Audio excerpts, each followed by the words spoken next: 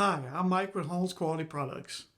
Today, I want to talk to you about the Capital One 360 checking and savings account.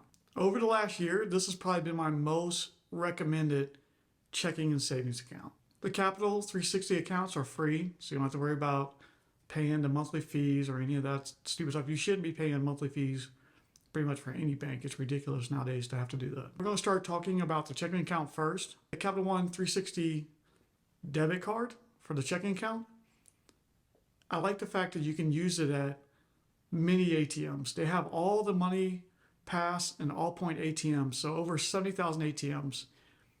What I did before I started using this account was I actually typed in just random cities, because I travel a lot, throughout the US at least, and seen that they had ATMs. I didn't find any city that didn't have many ATMs.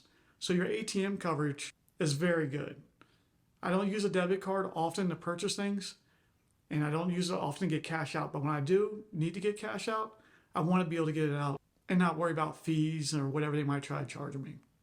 So next to the Schwab card, debit card, this is probably my favorite because the Schwab has any ATM in the world they reimburse you. So when I travel, sometimes I'll move some money over and use a Schwab debit card because I can use it anywhere. But if you're within the US, this one's great. Speaking of traveling outside the US, their debit card has no foreign transaction fees, just like the Capital One credit cards. Most banks, even their credit cards, if they don't have an annual fee, it'll have a foreign transaction fee. So Capital One doesn't have foreign transaction fees on their credit cards or their debit card. Also, I like the fact that you can deposit cash at any CVS and Walgreens. And if you actually look at the maps, whatever bank you're using, especially when you step out, like a lot of banks are within just a certain area. If you go to a large bank like Chase or Wells Fargo, any of those, they cover certain areas. But this one, if you look at any city, you're pretty much going to find a CVS or Walgreens. So if you do need to deposit cash, there's plenty of places to deposit cash.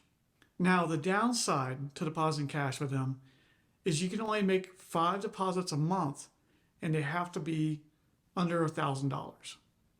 So if you're not working with a whole lot of cash and you just run into it here or there and a small increment sometimes, you can make at least one deposit a week, as long as it's less than $1,000, and you're still good. But if you're dealing with a lot of cash transactions, this may not work for you. But things like Venmo and Cash App nowadays, I know a lot of people, they have ways to give money, Zelle, things like that, without actually giving physical cash. But then also, if you work at a place like maybe as a server and you want to do, or you're making more than $1,000 a week in tips, it may be a little harder to deposit cash. But I also know in that sense too, a lot of people now leave tips on credit cards, so it's not as big as a deal as it used to be. They also allow you to get your direct deposits, your paychecks, up to 2 days early. Usually that's not a big deal to me because I feel like if you're budgeting around getting your check 2 days early, then you probably need to refigure some things like that. It don't hurt to get it a little early usually, but if you're basing off your check off getting it 2 days early, then you might want to reconfigure your bills a little bit or readjust how you budget. So overall, like the checking account, really good. Plenty of ATMs, plenty of places to deposit cash. Like I said, take a look at your local bank, see how far it goes if you were to leave that area or where it covers. Take a look at, go on the Capital One map and look at how many ATMs there are. If you want to talk about depositing cash, look at how many banks that there are, whatever bank in the city you live in, and then look at the CVS and Walgreens footprint. I can almost guarantee you most of the time you're going to see a lot more of the CVS and Walgreens, so more places that are more convenient to deposit cash. Now with the Capital One 360 savings account, it's a pretty good savings account too. It currently has a 4.35% interest on the savings account. That's not the highest there is, but it's pretty good, and I can almost guarantee you it's doing better than most of your big banks. If you're using like a Wells Fargo or a Chase, any of those large banks, you're probably going to get better with the Capital One. I had a friend of mine that was using Wells Fargo, and I told him, I said, look at what you're getting back in your savings every month. And then I had them switch over, they moved a little bit of money over to Capital One. And in their first month with Capital One, they put back more than they did all year with Wells Fargo. So a lot of those large banks, they sell you on so many different things, they don't care about that. But if you have money sitting in your savings anyway, why not let it build a little bit of interest? It's free money. Now, if you're somebody that likes to go talk to somebody, a physical person, there's not a whole lot of options. They have some branch, like small branch locations, and then they have the Capital One Cafe, where if you use your any Capital One card when you're in there and you're getting a beverage, I can't remember what the percentage is, but I believe you get something off the beverages. They're pretty nice, the ones I've been in. They're kind of relaxing, good place if you want to do like some little bit of work or just a little bit of, connect to the Wi-Fi and have a little bit of time to get something done. But if you're somebody that needs to have that face-to-face interaction, then that's not for you. This is pretty much an online bank only. Also, with that being said, Capital One has one of the best interfaces out of all the banks right now.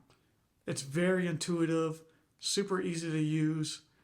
If you haven't looked at it, take a look at it. It's very clean setup. So my overall thoughts, this is a good choice if you don't mind doing your banking online, which a lot of banks now are online.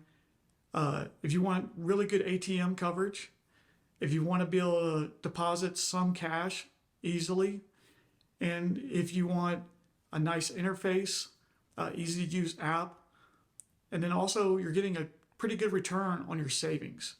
So I feel like this covers quite a bit of people. That's why this is my most recommended checking and savings account. And it's free. You can even get checks from them for free. They'll send you a small checkbook. I know most people don't use checks, but I like to have at least a few because when I do need a check, I need it. I can't be ordering it and waiting for it. I need to go ahead and write this check and do whatever with it.